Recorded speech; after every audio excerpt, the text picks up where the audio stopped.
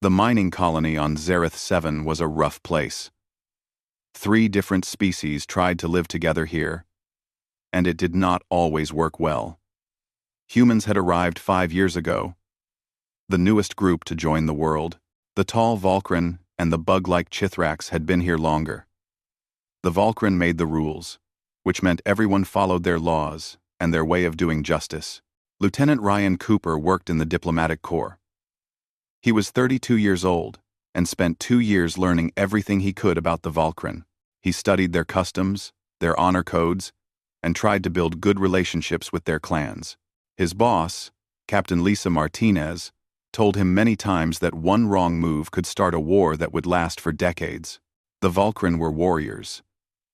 They stood 8 feet tall, with scaled skin that looked blue or purple. Their eyes could see things humans could not.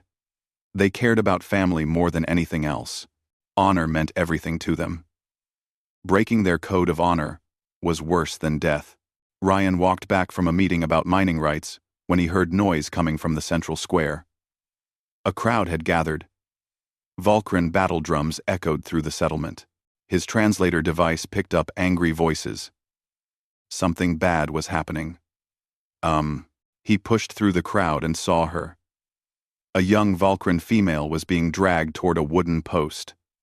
Her name was Kira. Ryan knew her from the cultural exchange programs. She always asked questions about Earth and wanted to learn about humans.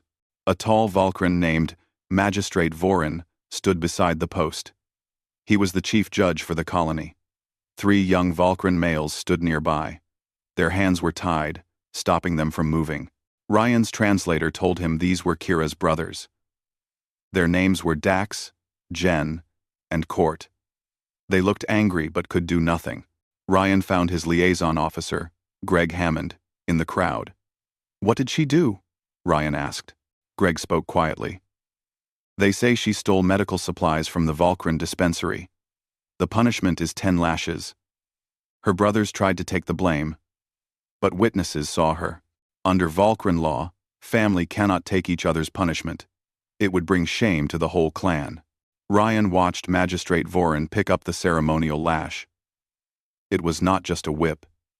It had special parts that would make the pain much worse than a normal beating. For a young Volcran female like Kira, this public punishment would destroy her future. No one would respect her again. "Wait," Ryan called out. His voice cut through the noise. "I claim the right of substitution." The crowd went silent. Even the drums stopped. Magistrate Vorin turned his big head toward Ryan. His eyes narrowed. "You are human. This does not concern you. Under Volcran law, any citizen can offer substitution if they have no family connection to the accused and if they can show good reason," Ryan said. His heart beat fast, but he kept his voice steady. He had studied their laws for exactly this reason, though he never thought he would use this rule. "You would take her punishment?" Vorin sounded shocked. "You know what you are offering?" "I do," Ryan said, and stepped forward. Kira stole medicine for human children in the refugee area. The supplies were supposed to go to our medical bay but were delayed by paperwork. 3 children would have died without treatment. She acted to save them when our system failed. That makes it my responsibility, not hers. People in the crowd started talking. Kira's eyes went wide with shock. "No, please. You do not have to do this," she called out in broken English. Ryan looked at her. "Yes, I do." Magistrate Vorin studied Ryan for a long time. "If you take her place, you get the full punishment. 10 lashes. We will not make it easier because you are human. Can your body survive this? We will find out," Ryan said, trying to sound brave even though he was scared. The magistrate nodded slowly. "Very well. By our ancient laws, I accept your substitution. Release the female. Bind the human." They untied Kira from the post and brought Ryan forward. Greg tried to stop it, but Ryan shook his head. "Contact Captain Martinez. Tell her this was my choice. Tell her I am using Diplomatic Protocol 7. Ryan, "This is crazy," Greg said quietly. "You do not know if humans can survive this." "Then we are about to find out," Ryan said. The Volcran guards tied his wrists to the punishment post. They took off his uniform jacket, leaving only his shirt. The evening air on Zareth 7 was cold. Ryan could feel hundreds of eyes watching him. 3 species all wondered the same thing. Would the humans survive? Or had he just chosen his own death? Magistrate Vorin came closer, holding the ceremonial lash. Ryan could see it was complex. It had special threads woven into the leather that would trigger pain nerves far beyond what a normal whip could do. It was made for Volcran bodies. Volcran had thick scales and strong nervous systems. Human skin was much more delicate. "You can still back out," Vorin said quietly. There might have been respect in his voice. "There is no shame in knowing your limits. With respect, Magistrate, backing out would be the real shame," Ryan said. Vorin stepped back and raised the lash. 10 strokes for theft of community property. The punishment starts now. W. The first strike hit Ryan's back like lightning turned solid. Every nerve in his body screamed at once. The special threads did not just cause surface pain, they sent waves of agony through his whole nervous system. Ryan bit down hard. He tasted blood as his teeth cut his lip. He would not cry out. 1. The second stroke came before he recovered from the first. This time, he could not hold back the sound of pain. His vision blurred. His knees started to give out, but the ropes held him up. 2. The third stroke made Ryan's mind break apart. Pain became everything. He could hear someone crying in the crowd. He could hear voices shouting. But it all seemed far away, like being underwater. His back felt like it was being torn open, though he knew the lash was designed to leave small wounds. The Volcran knew that real punishment was in the pain, not the injury. 3. The fourth came faster than expected. Ryan's scream tore through the square. It was a raw sound of pure agony that made even the protesters go quiet. His vision went dark at the edges. Far away, he could hear Captain Martinez's voice demanding they stop. She cited treaties between humans and Volcran. But Magistrate Vorin's response was firm. The substitution had been accepted. Volcran law must be completed. 4. The fifth stroke hit just as Ryan thought he might pass out. Instead, it brought new clarity, a strange acceptance. He had chosen this. He would finish it. Through the pain, he forced himself to think of those children. The ones Kira had saved. Their faces gave him something to hold on to. 5. 6 landed across his shoulders. Ryan felt something inside him break. Not his body, but his spirit. The pain had become so complete that it no longer mattered. He existed in it. Beyond fear, beyond doubt. His mind touched something old, some ancient human quality that simply refused to quit. 6. 7 felt almost distant, as if it were happening to someone else. Ryan's breathing had become shallow. His body shook hard. Blood ran from his bitten lip. His hands had gone numb from gripping the post. But he was still conscious, still standing, still enduring. 7. The eighth stroke brought him back to sharp awareness. It was a white-hot spike that seemed to go through his core. Ryan heard himself making sounds he did not recognize. Animal sounds of suffering. All. But beneath that, deeper, was something else. Defiance. He had survived this far. He would survive the rest. 8. 9 fell with terrible weight. Ryan's vision narrowed to a single point of light. His whole body shook beyond his control. He could feel hands supporting him. He could feel the post shaking with his weight. But still, impossibly, he remained conscious. The human body was more tough than anyone expected. 9. The square had gone completely silent, except for Ryan's rough breathing. Even those who had been shouting for it to stop had fallen quiet. They were watching something they could not understand. A human, a member of the species everyone thought too weak for frontier life, was surviving a Vulcan punishment that would test even their own warriors. Magistrate Vorin raised the lash for the 10th and final time. His face was hard to read, but there was something in his eyes that had not been there before.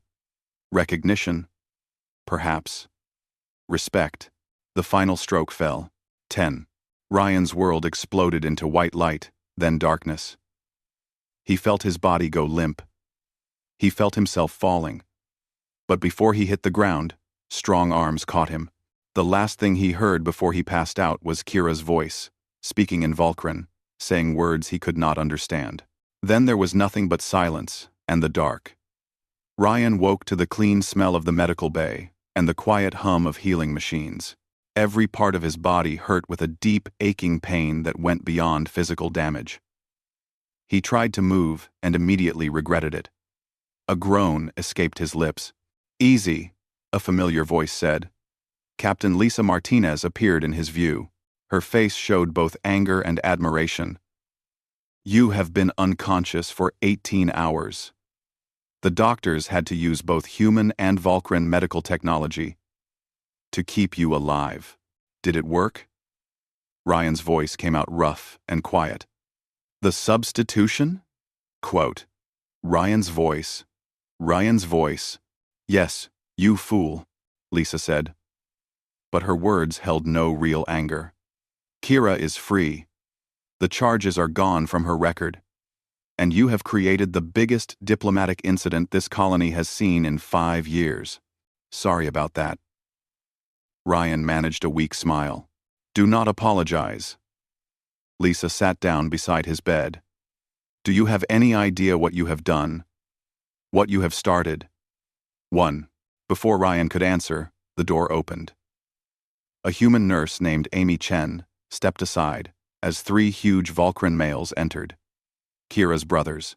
They moved like trained warriors, but their postures were different than Ryan had ever seen from Vulcan. They looked humble, respectful. Dax, the oldest, came to the bed. His scales were deep blue, marked with scars from many fights. He looked down at Ryan for a long moment. Then he did something that had never happened before. He knelt.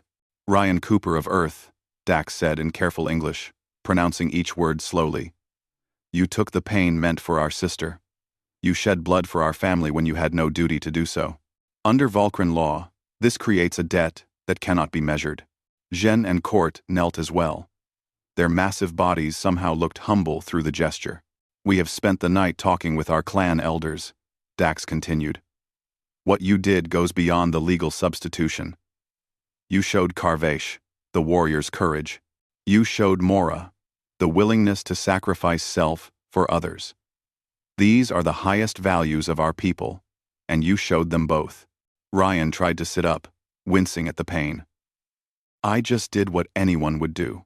"No," Court, the youngest, spoke up. His voice was fierce. "Not anyone. We have lived among humans for 5 years. We have seen your kindness, your flexibility, your innovation, but we also saw what we thought was weakness. Softness. We were wrong." Zhen leaned forward. "Our sister tells us you spoke truth. She did steal the medicine for human children. Under our law, that is still theft. But under our honor code, she acted rightly. You saw this truth and acted on it. More, you survived Vulcan justice, designed for bodies much stronger than yours. The magistrate told us he did not reduce the intensity. He said you received the full punishment meant for our people. The medical staff says you should have died," Dax added. "Your body should not have survived. But you did. You remained conscious for all 10 strokes. This has never been done by a human. It has rarely been done, even by our own warriors." "What are you saying?" Ryan asked, though part of him already knew. Dax placed his right fist over his heart, a Vulcan gesture of complete sincerity. "We are saying that from this day forward, you are Krothkin, blood brother to our clan. Your enemies are our enemies, Your battles are our battles. Your honor is bound to ours, and ours to yours. This oath lasts until death takes us. All of us, Jen added. Every warrior in our clan has voted. 43 warriors now call you brother.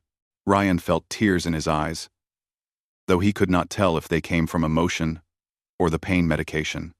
I do not know what to say. Say you accept, Court said simply. Say you will let us stand beside you, as you stood for our sister. I accept, Ryan whispered. I am honored beyond words. The three brothers stood as one. Then, they did something Ryan had only seen in the most sacred Vulcan ceremonies. They drew small knives and made shallow cuts on their palms. Then they pressed their hands together, mixing their blood. Then Dax offered his hand to Ryan. Ryan looked at Captain Martinez. She nodded slightly. With shaking hands, he took the clean blade Amy offered and made a small cut on his own palm. The pain was nothing compared to what he had already endured. He pressed his hand to Dax's, then Jen's, then Court's. Krathkin, they said together. Blood brothers. Grote. After the brothers left to let Ryan rest, Kira slipped in. She was smaller than her brothers. Her scales were lighter blue, with hints of silver. Her eyes were bright with tears she had not shed. I do not know how to thank you, she said in English. You gave me back my life, my honor, my future. My brothers are right to swear to you. It is the only right response to what you have done. You would have done the same, Ryan said. No. Kira shook her head. I would have wanted to, but I do not know if I would have had the courage. You barely know me, yet you suffered for me. Why? Ryan thought about it for a moment. Because it was right. Because those children needed that medicine. Because your heart was in the right place even if the law said otherwise. Because someone had to stand up and say that sometimes justice and law are not the same thing. Kira nodded slowly. This is very human thinking. But I am beginning to understand that human thinking has its own kind of strength. She placed something on the bedside table. It was a small crystal carved to look like a star. This is Keshara stone. Among my people, it means courage that shines in darkness. Please keep it. After she left, Lisa sat back down. You realize what this means, do you not? You have just created an alliance between humans and one of the most powerful Vulcan clans on this world. The political effects are enormous. I was not thinking about politics, Ryan admitted. I know. Lisa smiled. That is why it worked. You acted from pure conviction, pure courage. The Vulcan recognize that. They respect it in a way they never would have respected calculated diplomacy. She paused. The Colony Council has already contacted us. They want to make this official. They are talking about creating a new position. Cultural liaison between humans and Vulcan. They want you for the job. What about my current position? This would be a promotion. You would report directly to me, but have freedom in building relationships between our species. Ryan, you have accomplished in one night what years of diplomacy could not. You have shown them that humans are worthy of respect, not just tolerance. Ryan closed his eyes. Exhaustion washed over him. I just want to sleep. For a week. You have earned it, Lisa said, standing. Rest. Lieutenant. You have a lot of work ahead of you when you recover. As she left, Ryan stared at the Keshara stone on his bedside table. It caught the light and seemed to glow from within. He had come to Zareth 7 to build bridges between species. He had never imagined it would require 10 lashes to do it. But looking at that stone, feeling the dull ache in his back that would fade in time, knowing that 43 Vulcan warriors now called him brother, Ryan thought perhaps it had been worth it. Sometimes courage was not about being fearless. It was about being afraid and doing what was right anyway. And sometimes, the price of honor was pain. The next few days passed in a blur of recovery and visitors. Word of what Ryan had done spread through the colony like fire. Humans who had never spoken to Vulcan before started conversations. Vulcan, who had dismissed humans as weak, began to ask questions. Greg visited often, bringing reports and updates. "You are famous now," he said one afternoon. "Both species are talking about you. Some good, some bad. The hardliners on both sides are not happy. They say you have upset the natural order." "Good," Ryan said. The natural order was not working. Amy checked his wounds daily. "You are healing faster than we expected," she said. "Vulcan medical technology is remarkable. Combined with human medicine, we might be able to erase the scars completely." "Leave some," Ryan said. "I want to remember." On the fourth day, Ryan was able to walk. He moved slowly, carefully, but he could move. Dax came to visit and was pleased to see him on his feet. "You heal quickly for a human," Dax observed. "This is good. We have much to teach you." "Teach me? If you are to be Krathkin, you must understand our ways fully, our fighting styles, our ceremonies, our history. And we must learn yours. This is how true bonds are formed, through shared knowledge." Ryan nodded. "I would like that." Over the following days, Dax, Jen, and Court began teaching Ryan about Vulcan culture. Not the surface things he had learned in diplomatic training, but the deep truths, the meaning behind their honor codes, the history of their clans, the songs they sang to remember their dead. In return, Ryan taught them about Earth, about human history, about the wars and the peace, about the art and the music, about the diversity of human cultures. The brothers listened with interest, asking questions that showed they truly wanted to understand. Kira often joined these sessions. She was fascinated by human medicine and wanted to learn everything she could. "I want to help others like you helped me," she said. "I want to be a healer." "Then you will be a great one," Ryan told her. "You already have the most important quality. You care." By the end of the second week, Ryan was cleared to return to duty.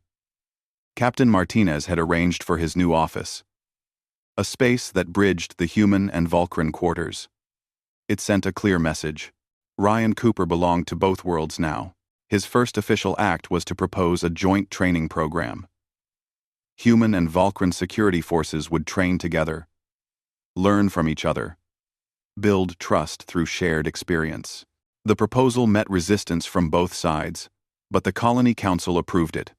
Ryan's actions had given him a voice that could not be ignored. The program started small. 10 humans, 10 Vulcan, training together for 4 weeks. Dax led the Vulcan side. Ryan oversaw the human side. The first week was rough. Old prejudices surfaced. Conflicts arose. But slowly, as the humans and Vulcan worked together, something changed. They began to see each other, not as aliens, but as individuals. The humans learned that Vulcan honor was not about being cold or harsh, but about living according to principles.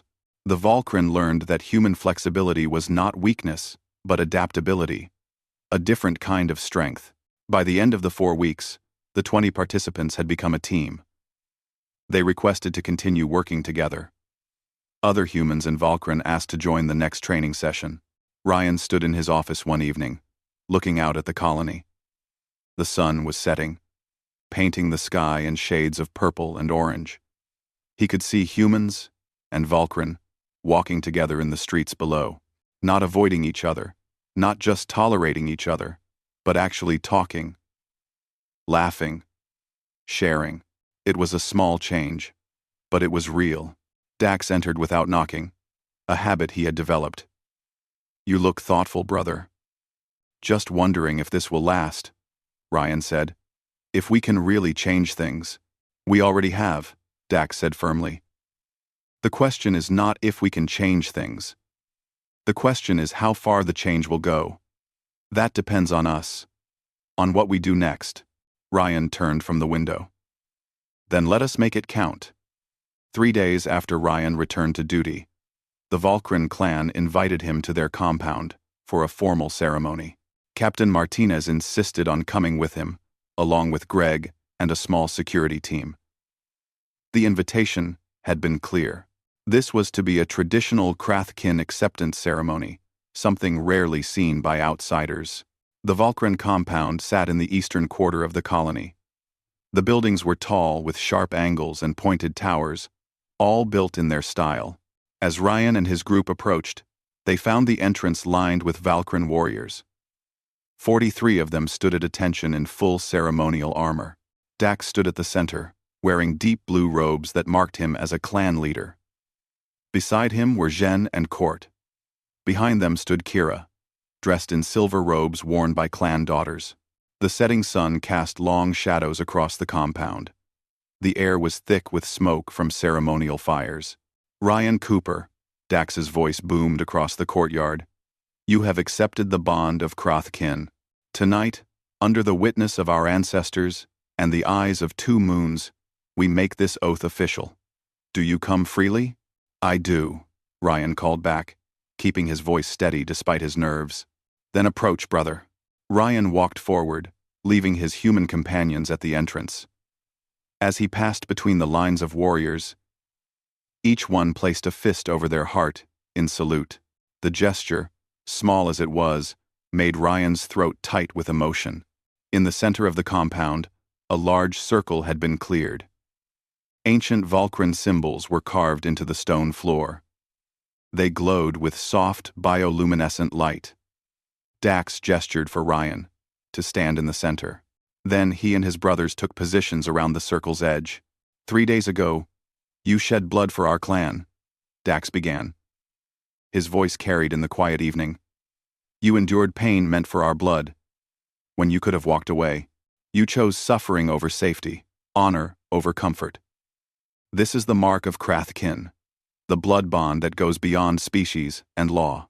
Zhen stepped forward, carrying a scroll made of treated hide. I, Zhen of Clan Vorath, witnessed your courage. I swear by the ancestors that I will defend you as I would defend my birth brothers. Your enemies shall taste my blade. Your hardships shall be shared. Your victories shall be celebrated as my own. This I swear until death. He placed his hand over his heart, then held it toward Ryan. The gesture was both a salute and a promise. Court came next, younger but no less serious. I, Court of Clan Vorath, saw you take punishment that would break most warriors. I swear by the ancestors that I will stand at your side in battle and in peace. Your voice shall carry the weight of my voice. Your decisions shall be supported by my strength. Your legacy shall be remembered in my songs. This I swear until death. One by one, each of the 43 warriors came forward and made their individual oaths. Some spoke of protection, others of loyalty, still others of duty and honor. Each oath was unique, personal, showing what the bond meant to each warrior. Ryan stood in the center, overwhelmed by the weight of what was happening. These were not just words. In Valkyran culture, an oath sworn this way was more binding than any legal contract. Finally, Kira approached. She carried a length of blue cloth with silver threads woven through it. Ryan Cooper, you saved not just my life, but my honor. In our culture, a female's honor is tied to her clan's honor. By acting for me, you acted for all of us. I swear that I will use my life to justify your sacrifice. I will be worthy of what you endured, and I will teach others of your courage, so that all may know what true strength looks like. She wrapped the cloth around Ryan's shoulders. He recognized it as a Krath sash, the symbol of clan membership. The silver threads, he realized, had tiny data chips woven into them. They would identify him to any Valkyran scanner as a member of Clan Vorath. Dax approached last, carrying an object wrapped in cloth. Ryan Cooper, you are now Krathkin, blood brother, to Clan Vorath. This bond cannot be broken by distance or time. Wherever you go, you carry our honor with you. Wherever we go, We carry yours. He unwrapped the object, showing a blade unlike any Ryan had seen before. The weapon was clearly Vulcan in design but sized for human hands. The blade was made from dark metal the Vulcan used for their best weapons. It was harder and sharper than anything Earth had made. The handle was wrapped in leather and sized for a human grip. Symbols were carved along the blade's length. This is Keth Mar, which means courage made steel in your language, Dax explained. It was made in the 3 days of your recovery, forged by our master smith for you alone. The symbols tell your story.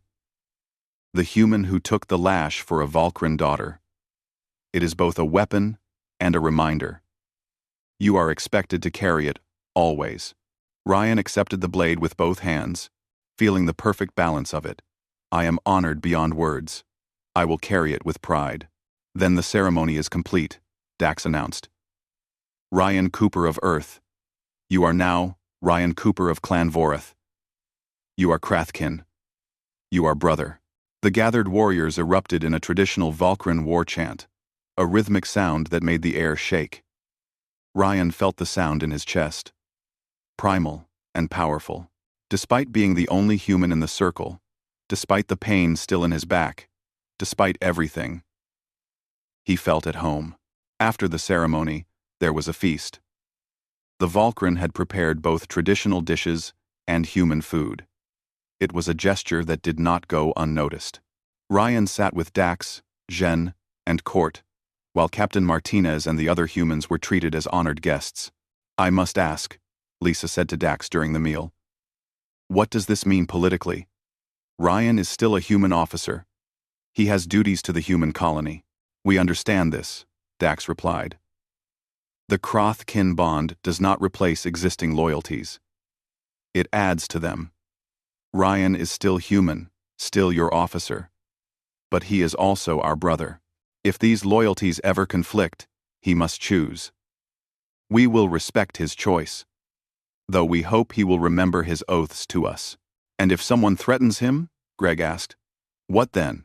Court's smile was not entirely friendly. Then they threaten Clan Vorath. They would learn, quickly, what that means. As the evening went on, Ryan found himself talking with various clan members.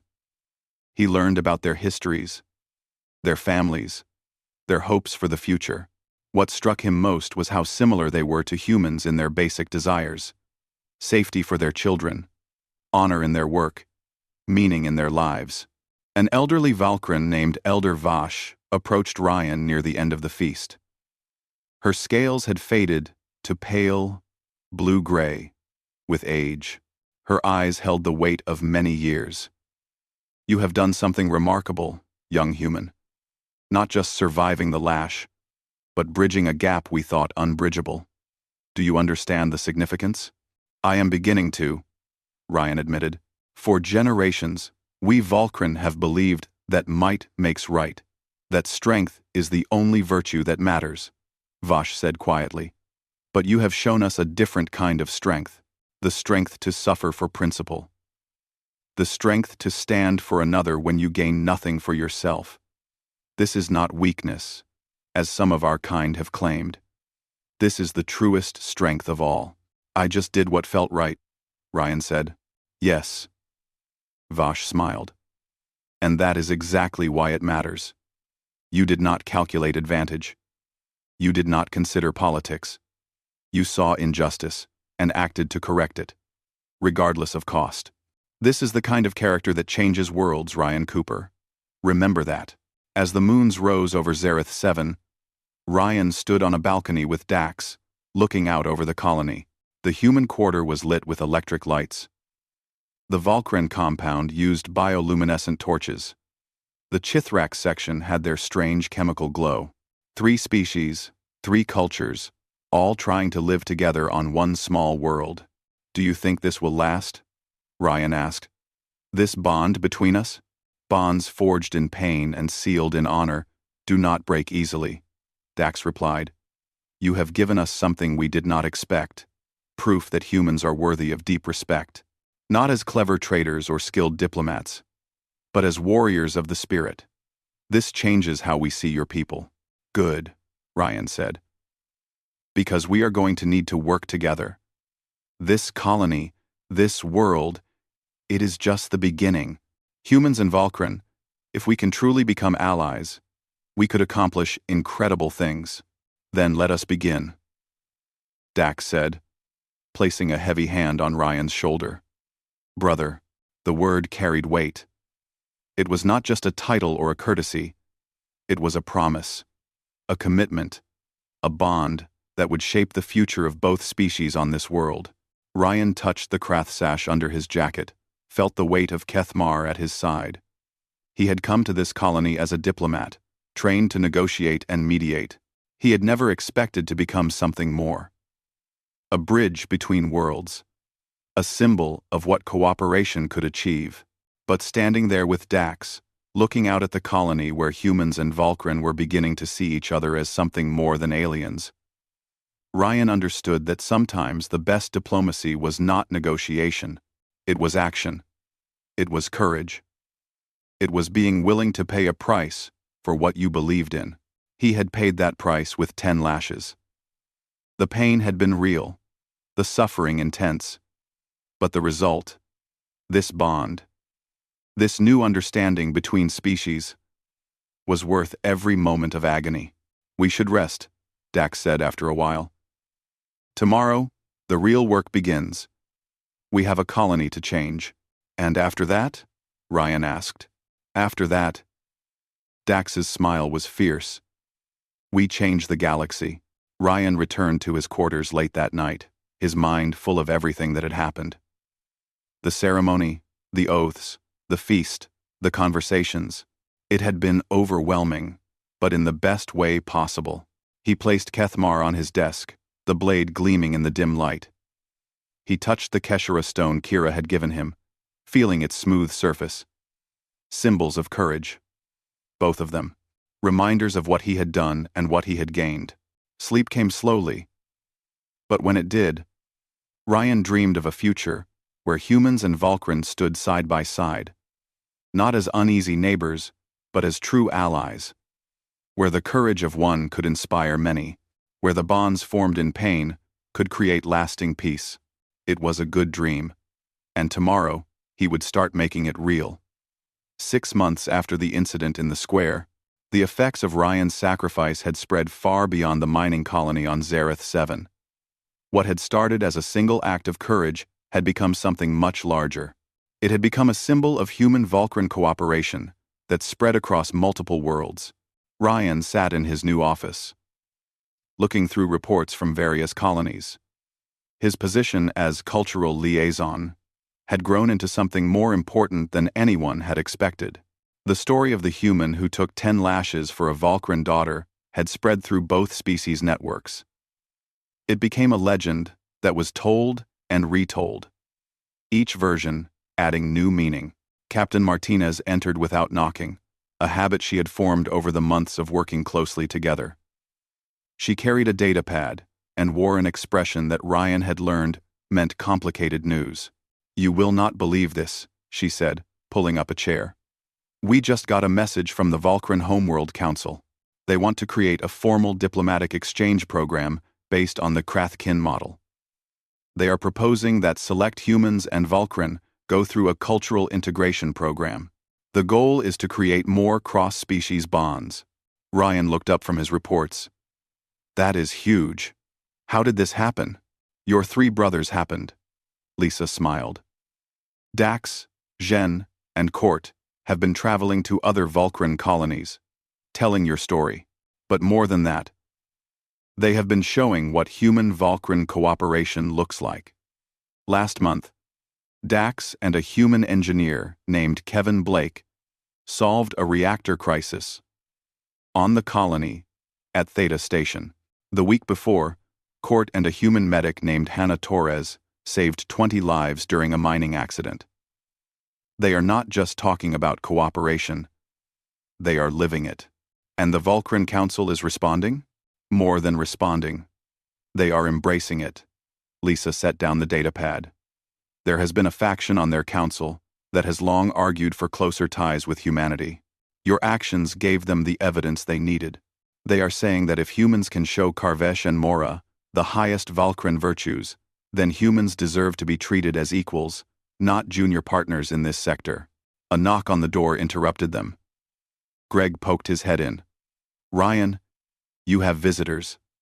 The trade delegation you expected is here, but so is someone else. Someone you will want to see.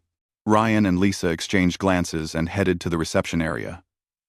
The trade delegation was there. A mix of human and Valkyran officials. But standing apart from them was a figure in the robes of a Valkyran magistrate. Ryan recognized him immediately. Vorin, the one who had given him the lashing. Magistrate, Ryan said, not sure how to greet the Valkyran who had caused him such pain. Vorin bowed, a gesture of respect the stern magistrate rarely showed. Lieutenant Cooper, I have come to speak with you, if you will permit it. They moved to a private meeting room. Vorin sat across from Ryan, his huge frame making the human-sized furniture look small. For a long moment, he said nothing, simply studying Ryan with those hard-to-read eyes. I must confess something, Vorin finally said. When you claimed the right of substitution, I believed you would withdraw before the punishment was complete. I thought it was a human display of emotion, courage without understanding.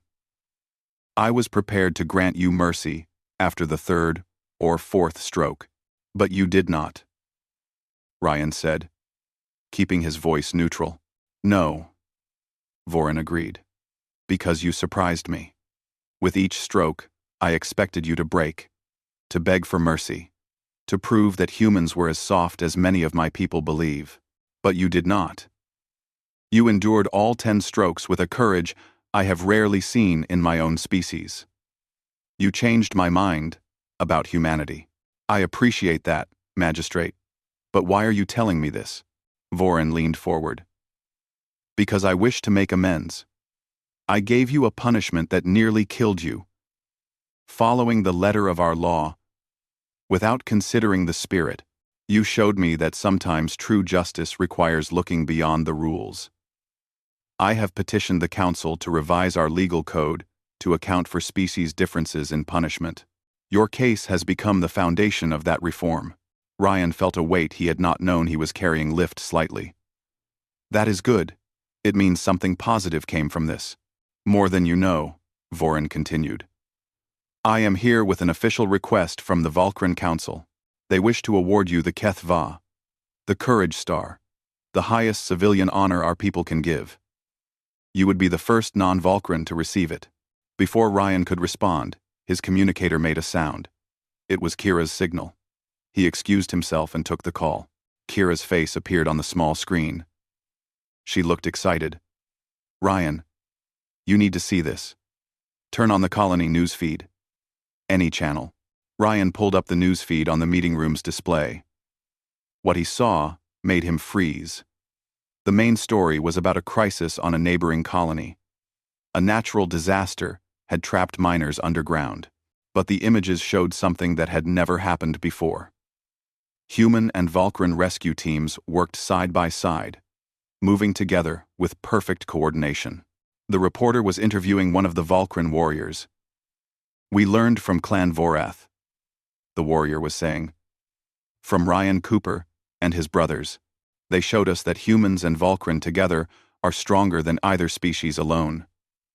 When we heard about the disaster, multiple clans volunteered to work with human rescue teams. This is the new way. Number 4. Well, Day. This is happening everywhere, Kira's voice came through the communicator. There are reports from 6 different colonies. Human-Valkyran cooperation is becoming normal.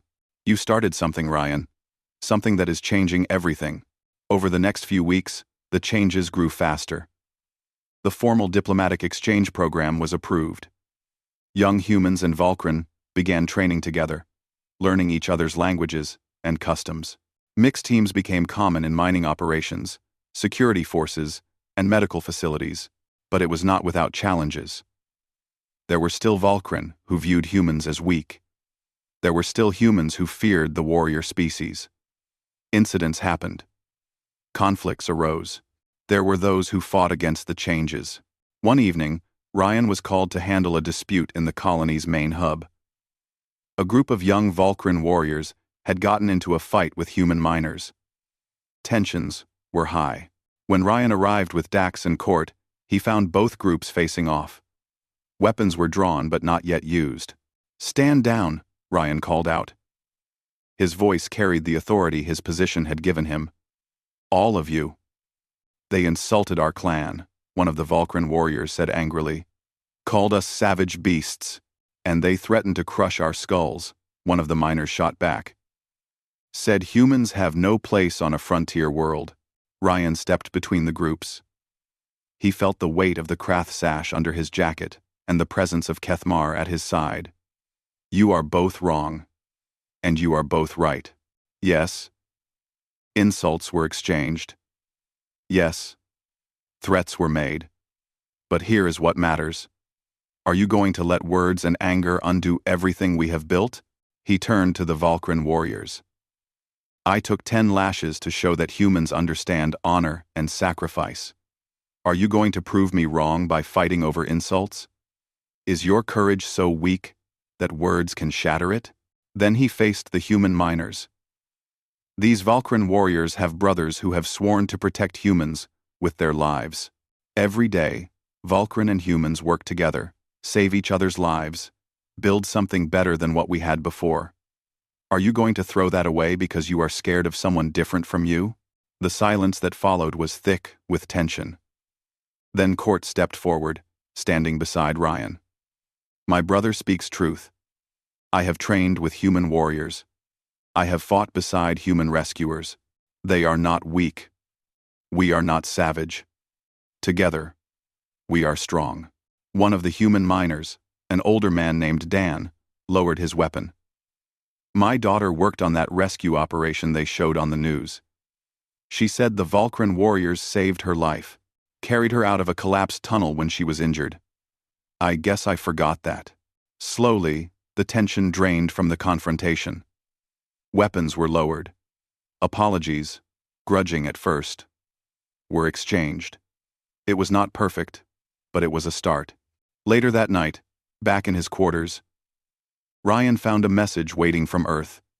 It was from the Diplomatic Corps headquarters, marked priority. He opened it carefully. The message was from Admiral Helen Brooks, the head of the entire diplomatic service. "Lieutenant Cooper, your actions on Zareth 7 have not gone unnoticed by Earth Command. What began as a single act of courage has grown into the most significant diplomatic breakthrough between humanity and the Vulcan Confederacy in the 20 years since first contact. We are promoting you to Commander and assigning you to head the new Interspecies Relations Division. Your mission is to replicate what you have achieved on Zareth 7 across all human Vulcan frontier colonies.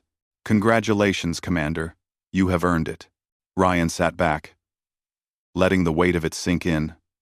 A promotion, a new mission, greater responsibility than he had ever imagined. It should have felt overwhelming, but instead, he felt ready. A knock on his door revealed Dax, Zhen, and Court, along with Kira.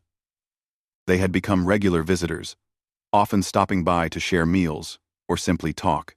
"We heard about your promotion," Dax said. His tone was pleased. "Commander Ryan Cooper. It suits you. It is going to mean more work," Ryan warned. "More colonies, more challenges, more people who need convincing that humans and Vulcan can work together." "Good," Zhen smiled. "We were getting bored with just one colony anyway." "You are coming with me?" Ryan asked, surprised. "Of course," Court said, as if it were obvious. "You are Krathkin. Where you go, we go." That was the oath. Kira stepped forward. Her face was serious. "You gave me a future when I had none. Let me help you give that same gift to others. Let me show other Vulcan what I learned. That courage comes in many forms. That the softest skin can hide the strongest spirit." Ryan looked at his friends, his brothers, his sister, in all but blood. He felt gratitude and determination. Then, let us get to work. We have a lot of worlds to change. The next morning, Ryan stood in the Colony Council chamber. Captain Martinez was there, along with Magistrate Vorin, representatives from both human and Vulcan communities, and his Krathkin brothers. They were making it official. The new Interspecies Relations Division. The formal expansion of the cooperation model to other colonies. This is just the beginning, Ryan said to the assembled officials. What we have built here on Zareth 7 proves that humans and Vulcan can work together. Not just coexist, but truly cooperate. Build something better than what either species could create alone. We will take this model to other colonies.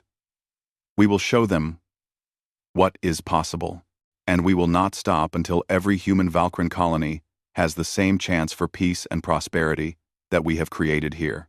The council members, both human and Vulcan, rose in approval. It was unanimous. The mission was approved. The resources were allocated. The future was beginning. As Ryan left the chamber, Dax walked beside him. You have come far from the human who stood at the punishment post 6 months ago. We have all come far, Ryan corrected. This is not about me. This is about what we built together. Perhaps, Dax agreed. But it started with you. With your courage. Remember that when the path gets difficult, brother. Because it will get difficult. Change always does. Ryan nodded. He knew Dax was right. There would be resistance, setbacks, failures. But there would also be successes. More humans and Vulcan working together.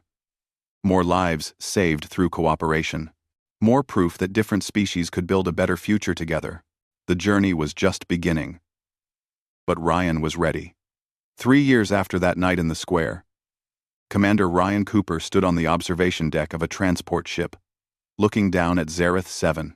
The colony had grown significantly. Human and Vulcan districts had merged, creating integrated neighborhoods where both species lived and worked side by side. The changes that had begun with 10 lashes had transformed an entire world. Beside him stood his Krathkin brothers and Kira, along with the new team he had assembled, humans and Vulcan, who had volunteered to spread the message of cooperation to other colonies. Some were warriors, some were diplomats, some were simply believers in the idea that different species could build something better together. Ready? Dax asked. Ryan touched the Krath sash under his uniform. He felt the weight of Kethmar at his side. He thought about that night 3 years ago when he had stood at a punishment post, choosing pain over safety, honor over comfort. He had thought he was just saving one life, protecting one young Vulcan female from an unjust punishment. He had not realized he was starting a revolution. Ready, Ryan said. Let us go change some minds. The transport ship activated its engines, preparing to jump to the next colony. The next challenge. The next opportunity to prove that courage could bridge any divide. Behind them, Zareth 7 grew smaller. But the light from its cities, human and Vulcan together, seemed to shine brighter than ever. The first colony they visited was Talax 9, a rough mining outpost where humans and Vulcan lived in separate camps. Suspicion ran deep here. There had been violence in the past. Deaths on both sides. The local authorities were skeptical that Ryan's approach would work. You got lucky on Zareth 7, the human administrator, a man named Frank Nelson, told Ryan. But Talax 9 is different. The wounds here run too deep. The Vulcan here see humans as thieves and cowards. The humans here see Vulcan as brutal tyrants. Your feel-good speeches will not fix that. Ryan listened patiently. Then he said, I am not here to give speeches. I am here to show you what is possible. Give me 1 month. If I cannot make progress, we will leave. Frank agreed, though he clearly expected failure. Ryan and his team went to work immediately. They did not start with grand gestures or formal meetings. They started small. Dax and a human engineer named Paul Harris worked together to fix a broken water filtration system. Court and a human medic named Claire Morgan set up a joint medical clinic that treated both species. Jen trained with human security forces, sharing Vulcan combat techniques. Most importantly, Kira started teaching. She held classes for young Vulcan and humans together, teaching them about each other's cultures. She told them Ryan's story, but she also told them her own story. How a human had saved her when her own people could not. How that single act had changed everything she believed about courage and strength. The first week brought little progress. The two species still avoided each other. Old habits were hard to break. But in the second week, something changed. A mining accident trapped 3 human workers and 2 Vulcan deep underground. The rescue teams, 1 human and 1 Vulcan, arrived at the same time. For a moment, they hesitated. Old suspicions rose. But then Dax stepped forward. "We waste time arguing while they die. My brother taught me that all life has value. Who stands with me?" A human named Ben Carter, who had trained with Jen, stepped forward. "I do." Together, the mixed rescue team went into the unstable mine. They worked for 6 hours, human ingenuity combining with Vulcan strength. They saved all 5 trapped workers. When they emerged, covered in dust and exhausted, something had changed. The humans and Vulcan waiting outside cheered together. Not as separate groups, but as one. Frank Nelson watched this with his mouth open. Later, he found Ryan. "I owe you an apology. I thought you were selling false hope. But you are not just talking about change. You are making it happen. Not me." Ryan corrected. "Them. The people who choose to work together. I just showed them it was possible."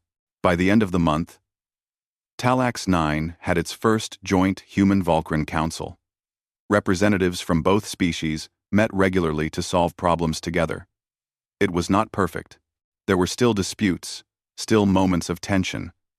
But the foundation had been laid. The second colony, Draxus 4, presented different challenges.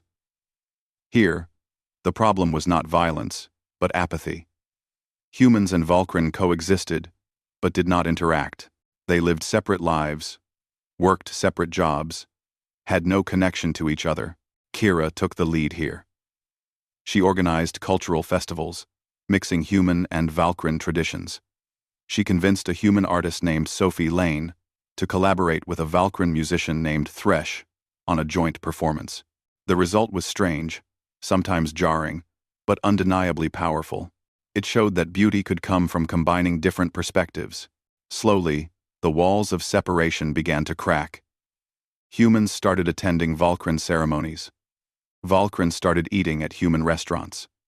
Small connections formed, then grew stronger. The third colony, Verith Prime, was the hardest. Here, a powerful Vulcan clan leader named Warlord Grath actively opposed integration. He believed that working with humans weakened Vulcan culture. He had substantial support among the more traditional Vulcan. Grath challenged Ryan directly. "You have corrupted Clan Vorath with your soft human ideas. You turned warriors into diplomats. You made them weak." Dax stepped forward, his eyes blazing. "You dare insult my brother and my clan? I challenge you to trial by combat. Let us see who is weak." "No," Ryan said firmly. "That is exactly what he wants. To prove that violence is the only answer. We will not play that game." Instead, Ryan made a different offer. "Warlord Grath, you say cooperation with humans makes Vulcan weak. I say it makes both species stronger. Let us test this. Choose your 10 best warriors. I will work with 10 humans for 1 week. Then we will compete in challenges of strength, skill, and strategy. If your warriors win, we will leave this colony and never return. If we win, you will give cooperation a chance." Grath's eyes narrowed. "You are either very brave or very foolish." "Agreed." Grath's agreed. The week of training was intense. Ryan worked with 10 human volunteers, teaching them to work as a team. Dax, Zhen, and Court helped, showing the humans Vulcan tactics. More importantly, they taught the humans to think like a mixed unit, using each species' strengths to cover the other's weaknesses. The day of the competition arrived. Thousands gathered to watch. The challenges tested physical strength, combat skill, tactical thinking, and problem-solving. Grath's warriors were powerful, well-trained, and confident, but they fought as individuals, each one seeking personal glory. Ryan's team fought as a unit. When a challenge required pure strength, the humans used tools and leverage to match Vulcan power. When a challenge required speed and agility, they worked together to create opportunities. When tactical problems arose, they combined human creativity with Vulcan directness. The competition was close. Grath's warriors won several challenges through sheer might, but Ryan's team won more through coordination and innovation. In the final challenge, a complex scenario requiring both combat and problem-solving, Ryan's mixed team dominated. When it was over, Grath stood silent for a long moment. Then, to everyone's surprise, he approached Ryan and knelt. I was wrong. I saw cooperation as weakness because I did not understand its true nature. You have shown me that unity is not the absence of strength, but the multiplication of it. I will give your way a chance. From that day forward, Warlord Grath became one of the strongest supporters of human Vulcan integration. His clan began training alongside human security forces. His influence spread to other traditional clans, opening doors that had been closed. Colony after colony, the pattern repeated. Resistance gave way to cooperation. Suspicion transformed into trust. Old barriers fell as new connections formed. Not everywhere, not all at once, but steadily, inevitably, the change spread. 2 years into his mission, Ryan received a summons to the Vulcan homeworld. The High Council wanted to meet him. Dax, Zhen, Court, and Kira came with him. As their ship approached the massive planet, Ryan felt the weight of what they had accomplished, and what still remained to be done. The council chamber was enormous, designed to hold hundreds of Vulcan clan leaders. Ryan stood in the center, a single human, surrounded by the most powerful Vulcan in the galaxy. It should have been intimidating, but he thought of that night at the punishment post. He had faced worse. The High Chancellor, an ancient Vulcan named Supreme Elder Corvin, spoke. His voice was old but strong. Ryan Cooper of Earth and Clan Vorath. You have done what we thought impossible. You have united our species and yours in ways we never imagined. You have shown us that humans possess virtues we respect. Karvesh. Mora. You have displayed them both. With respect, Supreme Elder.